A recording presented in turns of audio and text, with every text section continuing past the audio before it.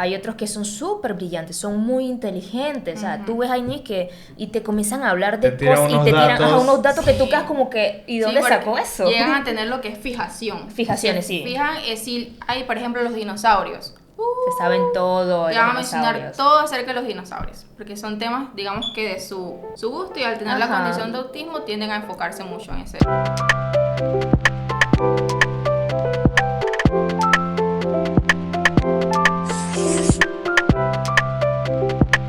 Hola, ¿qué tal a todos? Bienvenidos a un episodio más del Medio Podcast. Bienvenidos a su espacio favorito de los jueves. Como ya les habíamos prometido, estamos en la segunda parte de un tema que muy interesante que estábamos tocando la semana pasada acerca de la discapacidad. Pero como era un montón de información, gracias a Neris y a Luriet, que nos han permitido hacerlo en dos partes para no andar en corredera. Y sobre todo porque la intención de este podcast es que podamos aprender un poco más y salir un poco de la ignorancia colectiva, que por tantas cosas no conocemos mucho del tema, y también quizás si alguna mamá o un familiar tienen una experiencia con alguna persona con discapacidad, pueda también aprender cosas.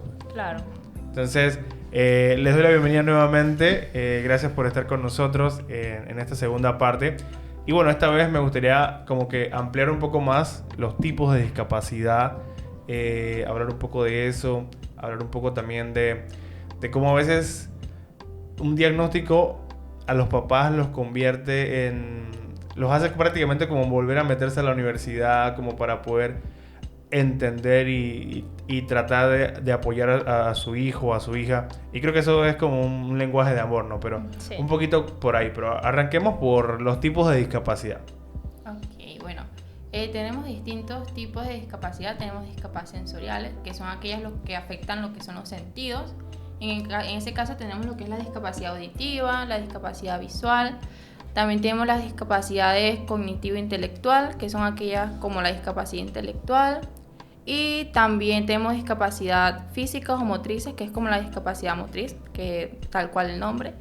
Y el autismo, que es el trastorno de espectro autista, que entra en lo que podría ser sensorial cognitivo, porque afecta lo que es el desarrollo del cerebro, al igual que son chicos que llegan a tener hipersensibilidad. Así que esas serían las discapacidades. Son términos como bien específicos de los que no conocemos mucho, pero la parte motriz obviamente es la parte en la que tienen alguna dificultad para moverse, o mover alguna extremidad o cosas así, ¿no?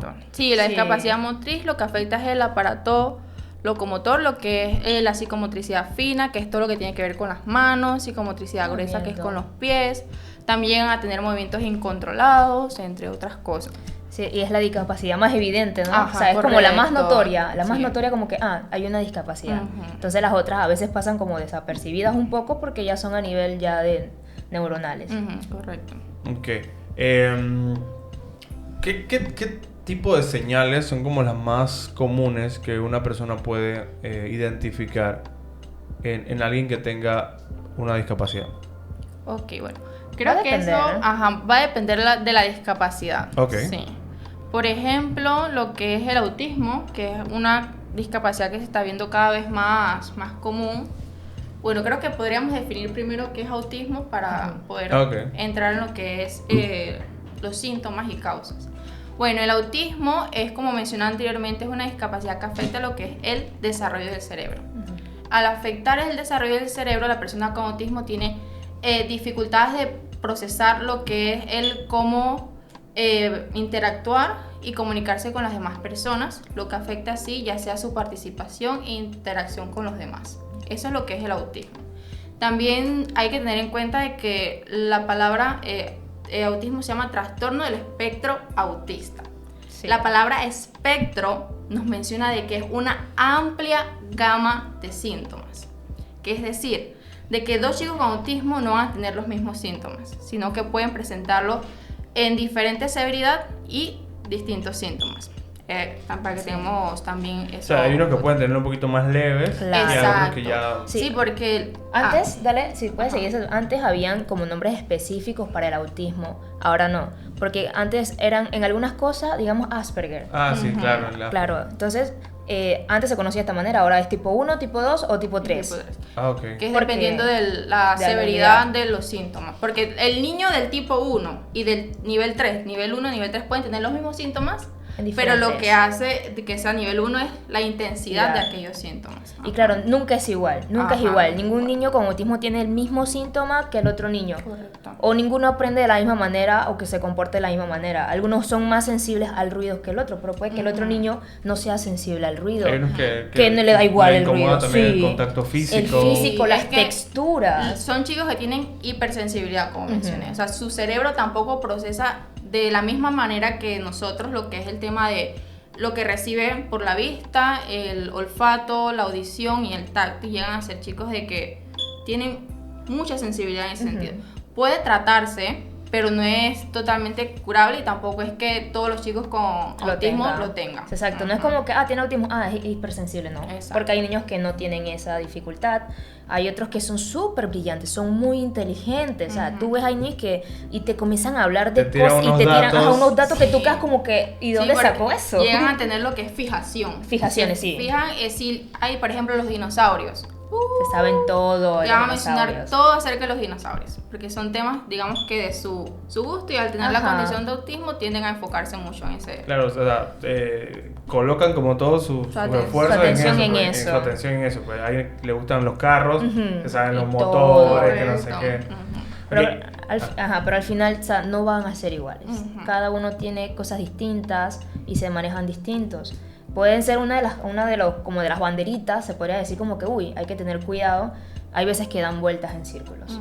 Hay veces que no soportan ruidos fuertes. Hay veces que se fijan, son las fijaciones.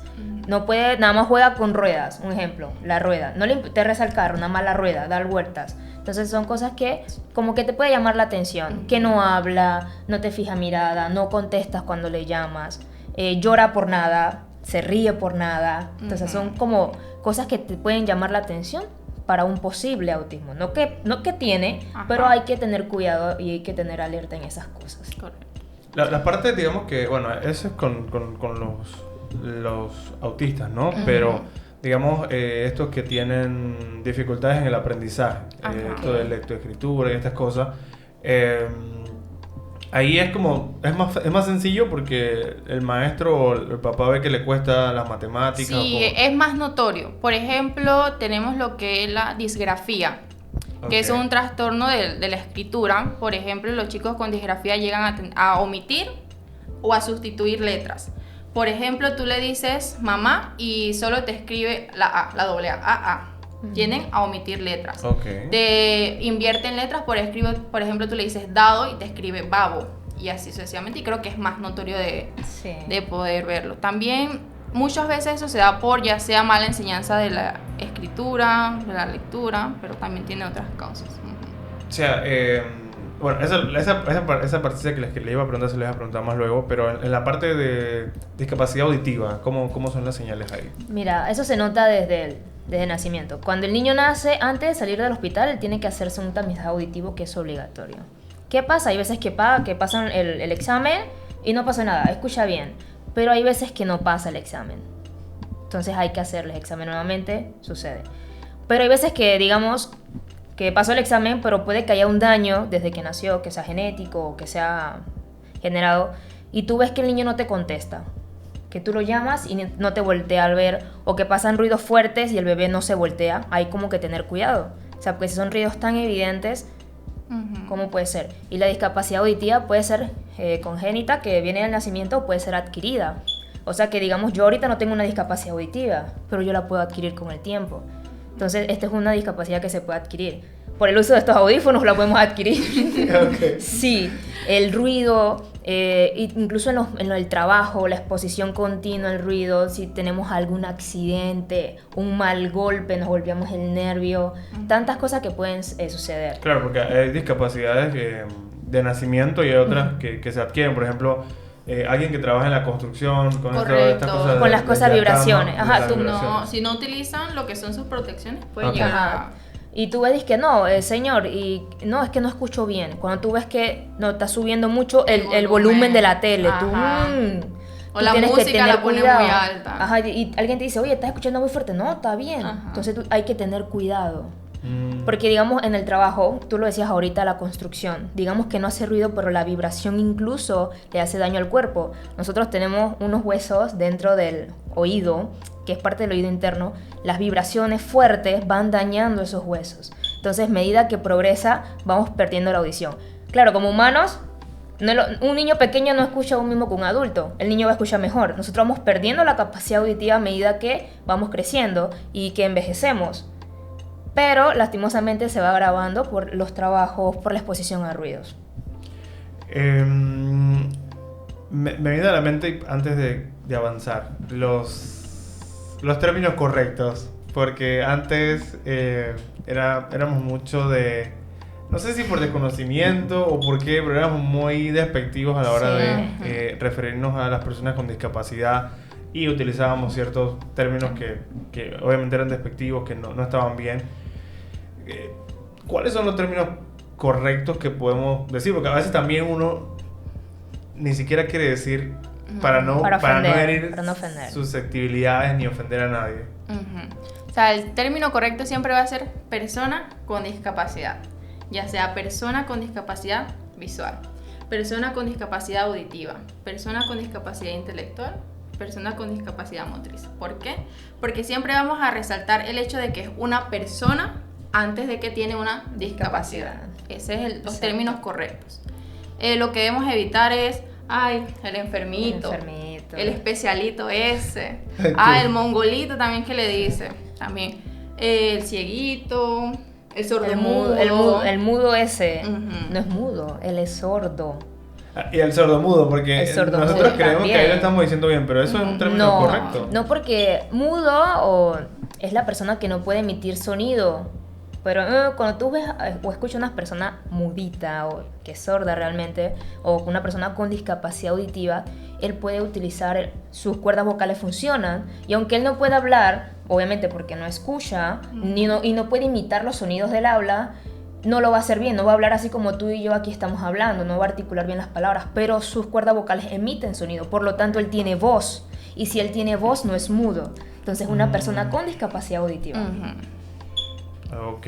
No, sí, le preguntaba lo de los términos porque, bueno, están los dos extremos, los que utilizan los términos despectivos y hay quienes utilizan ciertos términos pero no tienen el conocimiento específico de cómo se dice. Por ejemplo, hay personas que dicen, no, mira, no, él es incapacitado, pero el incapacitado tampoco creo que sea la persona No, tampoco. Ni discapacitado, ni incapacitado, ni minusválido. Ajá, nada de eso. Y el uno que utilizan mucho es que personas con capacidades diferentes. Tampoco. Sí. Incorrectísimo, porque él tiene la misma capacidad que tú y yo, la misma. Que se le dificulte o hayan barreras en su entorno que le hagan no poder realizarlo, es distinto, pero la persona tiene una capacidad igual que todos nosotros. Y da risa porque quizás las personas que utilizan ese término que acabas de decir, personas con capacidades diferentes, quizás lo hacen como para suavizar un poco el término, la estamos botando, lo estamos incluyendo, qué sé yo, le estamos poniendo un término bonito, pero aún en eso también lo estamos haciendo mal. Correcto. Y para continuar,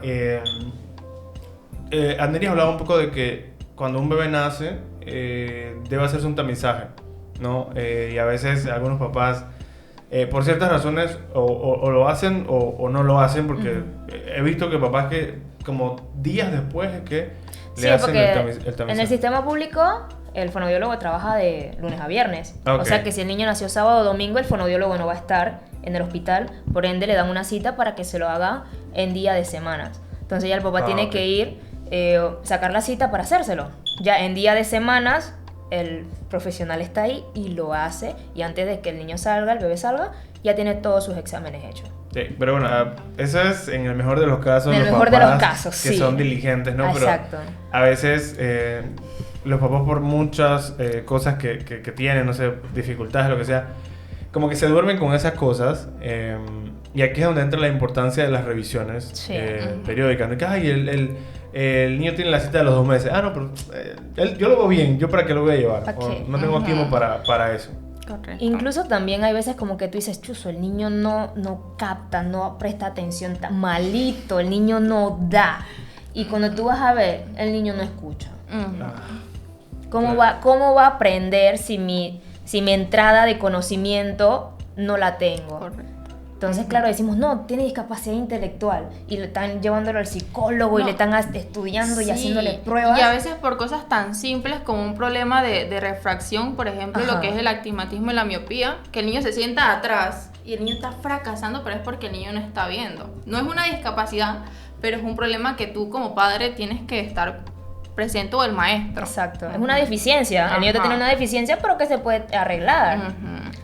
Y bueno, ahora que usted habla en que ya estamos entrando en la parte de los maestros y eso, que es la parte más que ve Luriet como educadora especial, y Andrea en la parte clínica, ¿cómo funciona eso? O sea, ¿hay algún tipo de comunicación entre un especialista que atiende al niño con discapacidad y los maestros? ¿Se comunican de alguna forma? ¿O ambos trabajan a ciegas? Sé que dependiendo del colegio y la institución, hay algo lo que se llama el equipo multidisciplinario. Disciplinario. Ajá. Que eso está conformado ya sea por fonoaudiólogos, psicólogos, fisioterapeuta, maestros. pediatra. Ajá. En los mejores casos, todas las escuelas tienen eso, por lo tanto se van comunicando qué debe hacer el niño. En el país ideal. Ajá, en el país ideal. Por ejemplo, yo noté que el niño tiene, no me escucha bien, cuando le estoy hablando no me voltea, o si no tiende a poner cara de dolor al tener sonidos muy fuertes. Yo en los mejores casos veo y refiero al niño Al donde fonoaudiólogo, eres. ajá. Ajá. Pero no siempre es así y ya dependiendo de si el padre desea llevar al niño a alguno de estos especialistas. Y al revés, en el caso al revés, o sea, que Amneris le envía alguna notificación al maestro de que... Sí, por lo menos también depende del padre si pide, digamos, en el trabajo, me piden algún informe. Bueno, mira, el niño salió en estas pruebas con estas dificultades y yo tengo la tarea de hacerle como un informe de cuáles fueron los resultados y decirle, mira, hay que adecuar en esta parte, hay que trabajar mejor aquí, se le hace difícil esto, para que la maestra cuando esté revisando el informe, digamos que sea la maestra, ella puede ser, salió mal acá, hay que tener cuidado. Claro, el niño tiene que seguir yendo a terapia, digamos conmigo si es a nivel de lenguaje. Pero la maestra también debe tener esa información para que sepa las dificultades que tiene el niño. Para poder abordar eso correctamente. Por ejemplo, todos los niños deberían tener un expediente donde estén todas las evaluaciones hechas por profesionales o si vienen de un docente anterior para que yo pueda abordarlo de la mejor manera. Por ejemplo, si el niño es un niño con discapacidad visual y, por ejemplo, tiene baja visión. Puede ver el pequeño con ayuda, ya sea de lupas, texto ampliado o no maneja esto, solo maneja el braille, que es el sistema de escritura y lectura de ellos. Yo debo saber eso para poder brindarle la atención correcta, porque no le voy a decir a un niño, sigue, escríbeme esto y él no lo va a ver, que es algo lógico, pero llega a pasar. Y ahí en lo que hablas hay una línea delgada, que lo anoté acá. La línea delgada que tiene que ver un poco con la vocación y de que a veces en algunos casos los especialistas, ya sean los maestros o los especialistas que tienen que ver con la discapacidad, somos humanos y a veces tenemos problemas en casa, no sé qué. Y tratar con personas con discapacidad requiere que tengamos cierto grado de paciencia, de empatía. Y aquí es donde llegamos a ver como la delgada línea porque tú me explicabas, Aneri, que a veces hay que tratar con autoridad al niño para que el niño como que se enfoque en lo que están trabajando.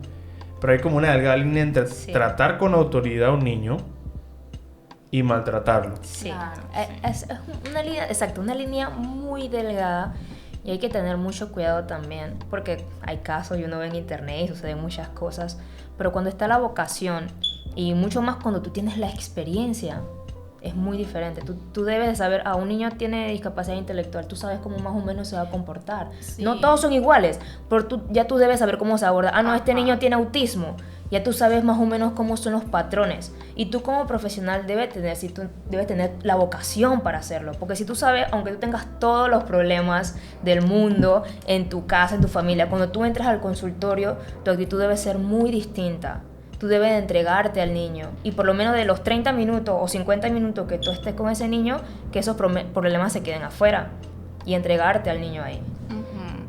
Claro, y que de por sí si tú vas a atender a un niño, tú no vas en blanco. Tú conoces cuál es su diagnóstico, cuáles son sus dificultades y cuáles son las habilidades que el niño sí posee. Por ejemplo, si yo tengo un niño con discapacidad intelectual, yo sé que el niño tiene problemas de memoria y atención. Entonces, de por sí yo tengo que marcar que yo soy la figura de autoridad porque es un niño. Y se puede dar el tema de que el niño no me quiere prestar atención porque simplemente no se le da la gana, pero también puede ser el caso de que yo necesito buscar la manera de captar su atención y trabajar aquella cosa. Sí. Así que sí tenemos que estar conscientes de que los profesionales que realizan cualquier acción incorrecta son profesionales que dan falta de vocación, sí. Porque un profesional no va a lo blanco y el profesional sabe qué tiene el niño y debemos estar conscientes de eso. Claro, crear la autoridad, porque tú eres la figura de autoridad en el lugar, sea en el aula de clases, sea en el consultorio donde tú te encuentres, tú eres la autoridad en ese momento y el niño debe aprender eso, de que tú eres la autoridad en ese lugar y él hacerte caso. Claro, a veces hace difícil, es cierto, hay niños que a veces lo hacen muy complicado, pero uno no debe de perder el punto de que al final del día es un niño con una dificultad o una deficiencia.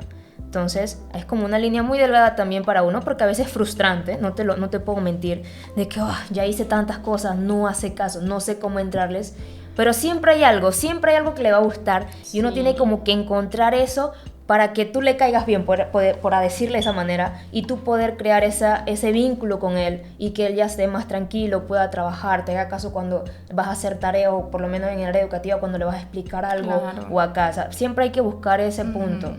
O sea, de por sí sabemos de que, por ejemplo, a veces tienden a ser niños que tienen conductas inadaptadas. Por ejemplo, son niños que tienden a golpear a los demás, a pelear, a esto y lo otro, o hasta lesionarse.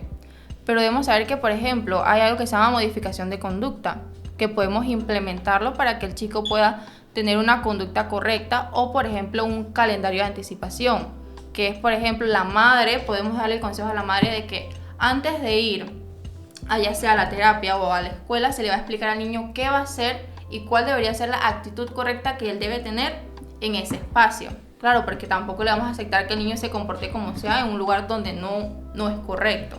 Así que creo que esas son estrategias que los profesionales al igual debemos actualizarnos constantemente y conocer para poder evitar esas situaciones. Y entender que ellos tienen cierto nivel de conciencia claro, y manipulan, manipuladores. Sí, eso la agarran así, es fácil. O sea, ellos creen que, bueno, por tener una discapacidad, creen que tienen licencia para hacer lo que les dé la gana, y es importante el tema del que habla Lourida. Pues, y son buenos para identificar a quién pueden manipular.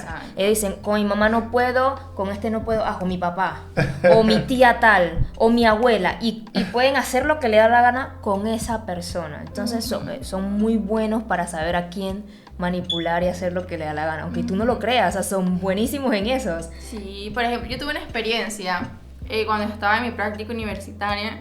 Había un niño con autismo y su padre o su madre a veces iban a acompañarlo, pues porque era un niño que necesitaba apoyo extra, porque el trabajo de la maestra, muchos niños con diferentes discapacidades en el salón es complicado y necesitaba que estuviesen constantemente con él. Pero el niño a la mamá no le hacía absolutamente caso. El niño, como quien dice, mamá no me va a hacer nada.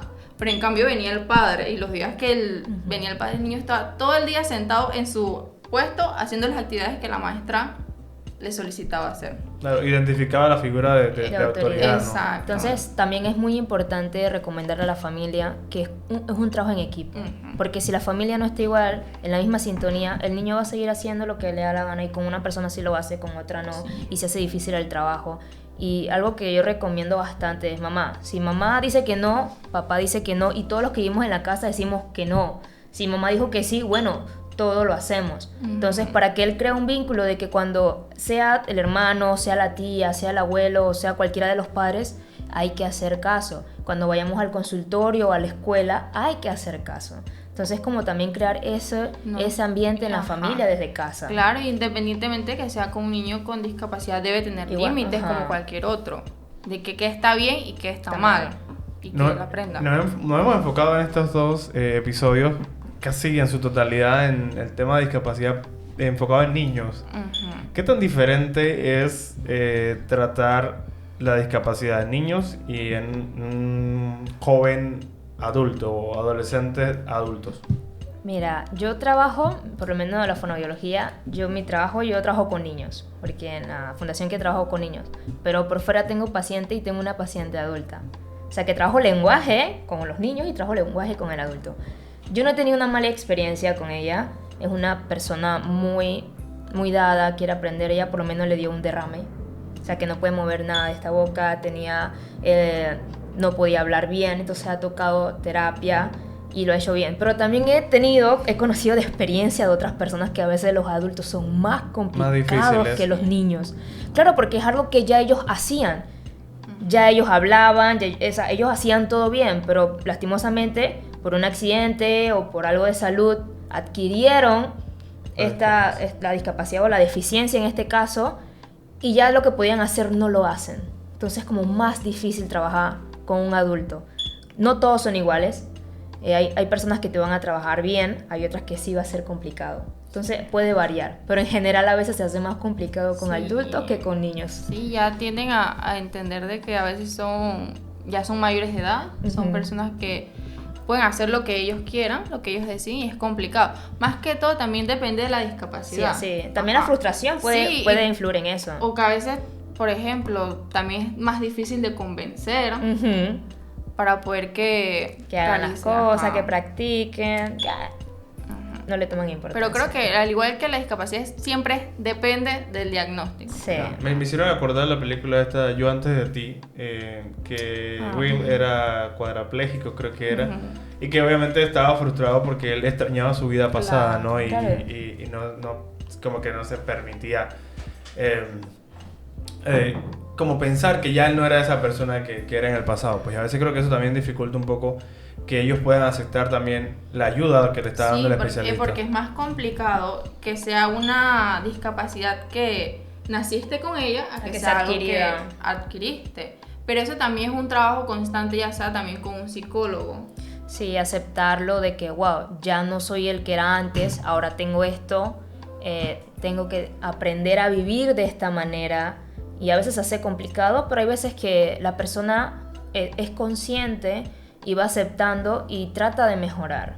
Entonces también va a depender de la disposición de la persona, de cómo acepte su dificultad y cómo la enfrenta. Y también el apoyo familiar es muy importante, porque no es solo batallar esa persona solo, sino el apoyo familiar que se le dé es sumamente importante. Ahorita que dijiste lo de el apoyo familiar, y ya cerrando porque se va a hacer súper largo, quisiera preguntarles un montón de cosas, el tema de la pandemia, cómo fue todo eso, pero yo que trabajo en una universidad que, bueno, resulta que fue donde ustedes estudiaron, he visto o he escuchado también de muchos papás que cuando descubrieron que sus hijos tenían algún tipo de diagnóstico de discapacidad, o sea, decidieron ingresar a la universidad como estudiantes de este tipo de carreras que ustedes estudian, para poder entender un poco más a su hijo o a su hija, y también saber qué hacer. Porque a veces cuando uno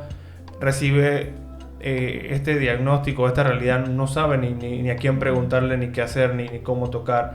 Entonces, creo que eso también me resulta muy lindo, porque creo que es una actitud encomiable, pues, de que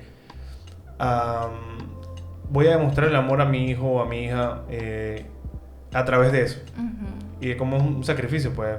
Sí, claro. De ver eso. No sé si ustedes han tenido compañeras, compañeros. Sí, definitivamente es un acto de amor, porque sí he tenido compañeras que ya tienen, digamos, que su vida hecha, una licenciatura, maestría, esto y lo otro, y que están, digamos, que bien posicionadas en un empleo. Pero al recibir este diagnóstico es como empezar totalmente de nuevo, un mundo totalmente desconocido.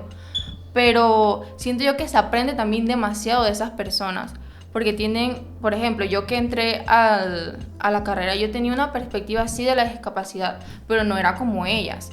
Y entonces era bastante interesante ver que lo que explicaba, digamos, que la profesora en realidad sí era así, o que podía haber situaciones distintas. Y ella misma, cuando la profesora decía, no puedes hacer esto, o esto se da por esto, y ella como que, ahora sí entiendo el por qué sucede esto y qué posición debo yo tomar ante esa situación, pues. Y también les permite que digamos que cuando su hijo está en aula especial, ya saben qué la maestra debería hacer con ellos, cuál es la actitud correcta que deberían tomar, porque también sabemos que hay docentes que no tienen vocación, que no van a hacer nada al salón de clases. Sí, creo que también es como ponerse en los zapatos del otro. Claro, llegan a un mundo desconocido, ya aceptaron y quieren como, ok, el especialista lo ve, la maestra es la que le enseña, pero yo qué hago en casa. El trabajo del especialista y de la maestra es poder guiar al padre. Mira, haz esto de tal manera, trabájale tal cosa en casa de esta manera, hazlo así. Pero hay veces que el especialista ni los maestros hacen eso. O sea que el trato o de la manera adecuada de cómo se debe tratar se ve en el consultorio 1 hora y las 4 horas que están en la escuela. Correcto. ¿Y qué pasa el resto del día? Entonces, ahí yo creo que los padres se han como tomado, por lo menos en el caso de la compañera Luriel, y puede que existan muchos casos más de yo quiero aprender. Quiero saber cómo tratar a mi hijo, a mi sobrino o a la persona que esté cerca de mí, porque yo sé que necesita más. No solamente es lo que el maestro en el aula puede hacer o el especialista en el consultorio, sino que al final el resto es un trabajo en equipo. Sí. El especialista, el maestro y la familia es un papel muy importante. Claro, porque pasa más tiempo con su Exactamente, familia, pues a veces claro. quizás el niño o la niña no avanza tan rápido porque en la casa no se les trabaja. Correcto. Y ha pasado mucho porque he tenido casos, por lo menos en el trabajo, que no, que lo llevé a tal lado y tuve un año entero y después fui a otra fundación y fue a otra clínica y fui aquí, fui allá, hasta que llegué acá con ustedes. Y yo, ajá, pero... Y ahí viene el tema de que trabajan en casa. Y vemos también el tema de los dispositivos, que algo muy Ese es fuerte, otro la tema, pandemia ha ajá. traído eso. Como estamos en casa, estamos todo el día en el teléfono, todo el día en la computadora, todo el día en la tele. Y cuando tú vas a ver, el niño todo el día en el celular. Claro. Los papás no interactúan con él, no lo ayudan a hacer tarea o rapidito ya se deshacen del niño. Entonces también son cosas que pueden estar pasando Es ahí. que, no, es que él se queda tranquilo. Yo le doy el celular y él se queda Él se queda tranquilo. Pero no sabemos lo dañino que es. Sí, y de que es un niño. El niño necesita explorar, necesita Desarrollar toda su desarrollarse, área exacto. motriz, su Jugar con motricidad, tierra. jugar con Correcto, tierra, ensuciarse, caerse. ujú. Allá, vete con la bicicleta, cáete, porque es muy importante para el desarrollo. Cuando tú ves, ay, no gateó, no sabe bailar, no sabe coordinar, no sabe hacer tantas cosas. Y Sí. cuando ve todo el día en Correcto. el teléfono, niños que no hablan, por ejemplo, le mencionaba a Luriet antes de venir para acá, 3, 4 años, no hablan, no dicen nada, te piden la cosa, nada más te dicen una palabra, agua, o te señalan. Pero le pregunto a los papás, porque esa es la clásica, mi pregunta acá, antes de que se acabe la consulta. Y el tiempo de exposición a pantalla, sí, él ve mucha tele. Yo, bueno, hay que quitarle eso. No, porque después se queda inquieto, que no quiere hacer caso y esa es la manera para que se quede quieto. Pero es algo muy negativo y le está haciendo daño a los niños. La exposición a pantalla tan temprano. Ujú. Y tenemos que, o sea, ser conscientes de que son niños. O sea, los niños requieren atención, requieren tiempo de ocio, de Dedicación. jugar. Y ese tiempo de ocio no se debe ir aquí, porque eso los perjudica. Imagínense un niño desde 1 año a 2 años en el teléfono. No, desde meses. Ahí Ujú. estamos viendo. ¿Qué va a hablar o qué evolución va a tener si no comparte con sus pares, con niños de su edad? Un niño necesita una respuesta. Él necesita ser escuchado, expresarse. Pero si él no tiene a nadie que le dé una respuesta, o él a quien responderle, ¿cómo él va a desarrollar el habla? Y a veces ahora hay un término que se ha puesto como muy de moda que hasta pareciera que fuese gracioso, pero es una realidad que hay que prestarle atención y es esta de los bebés pandémicos. Sí. Que no, lo que pasa es que él es un bebé pandémico, así que él no jugó con tierra, no sé, y yo hace no sé, como 2 temporadas estuve con una estimuladora temprana y le preguntaba muchas cosas y ella hablaba un poco de la importancia del gateo y de que a veces dice que si un niño no gatea, porque los papás también dicen, no, que mi niño no camine gateó. rápido, que corra, yo creo que camine. Él nada más gateó una semana y ya luego caminó. Y ella decía que cuando ya crecen tienen problemas como en el espacio, como para bajar una La escalera, cosas percepción, sencillas. el equilibrio, La todo eso escritura, todo eso. afecta. Sí, ves a niños con dislexia, con cualquier trastorno del aprendizaje y es muchas veces no gateó o se saltó alguna etapa. Sí, todas las etapas son muy importantes y también que se den a tiempo. O sea, por eso ella mencionaba en el capítulo anterior, creo que el cuadro del desarrollo del neurodesarrollo del niño, de 0 a 2 meses debe hacer esto, de tal mes a tal mes debe hacer esto. Entonces es muy importante cada etapa y que lo haga. Tú vas a ver, no, que el niño no puede escribir, pero el niño no salta, el niño no corre, su motricidad gruesa no se desarrolló como debe Sí, ser. ¿y cómo esperas que el niño escriba si ni siquiera sabe rasgar un papel? Exacto. Hacer bolitas, jugar Sí, con porque antes masillas. que hablábamos en el kinder, Lo nos veíamos ponían como te como agarrar, que, agarrar con la ¿para qué mano. va a servir que un niño haga bolitas con papel manila, qué sé yo, el papel crespón que le llamaban antes, o no sé? Pero tiene una razón de ser. Totalmente, Sí, claro. y que ahora vemos de que los padres están empeñados que el niño salga de kinder leyendo. Y escribiendo. Y eso no es su etapa, eso no es el momento del niño. Primero tiene que desarrollar su psicomotricidad fina y gruesa para poder ir a la etapa de escritura, porque si no vas a tener un niño con alguna dificultad. Y eso es lo que muchos padres no entienden. Entre más rápido mejor, mi niño es un genio. Todo tiene su etapa. Hay dos polos. A los que dicen, necesito que él haga esto ya. Y hay otros que dicen, no, él lo va a hacer. Él va a su Ya, ritmo. Él va a su ritmo. Son dos extremos. Sí, no hay son que dos agarrar- extremos. Entonces hay que estar en un punto medio también. Exacto. Ni muy allá ni muy acá. Me duele un montón tener que cerrar este episodio porque estoy fascinado con la conversación. Pero bueno, no podemos hacer esto una película. Pero he aprendido muchísimo y estoy seguro que también que todas las personas que se han quedado con nosotros hasta el final también han aprendido mucho. Y lo importante de esto es que usted no se quede con esta información, sino que también nos ayude a compartir estos episodios con algún familiar, con algún amigo del trabajo, con personas a las que usted cree que es importante que tengan esta información. Porque así también transformamos la sociedad. Creo que este medio podcast, más que intentar invitar como celebridades o estas cosas, me gusta que nuestro eslogan es que todos tenemos algo que contar. Los fonodiólogos, los educadores especiales, todos tenemos algo que contar y aportar a la sociedad. Y por eso las he invitado y les doy muchísimas gracias por todo lo que nos han enseñado, con el amor que nos han enseñado, con el profesionalismo que nos lo han enseñado. Y nada, esperemos que no sean las últimas veces que estén por acá. Gracias por haber venido nuevamente. Y también le doy gracias a ustedes por haberse quedado hasta el final, por haber escuchado cada una de las intervenciones, por haber anotado.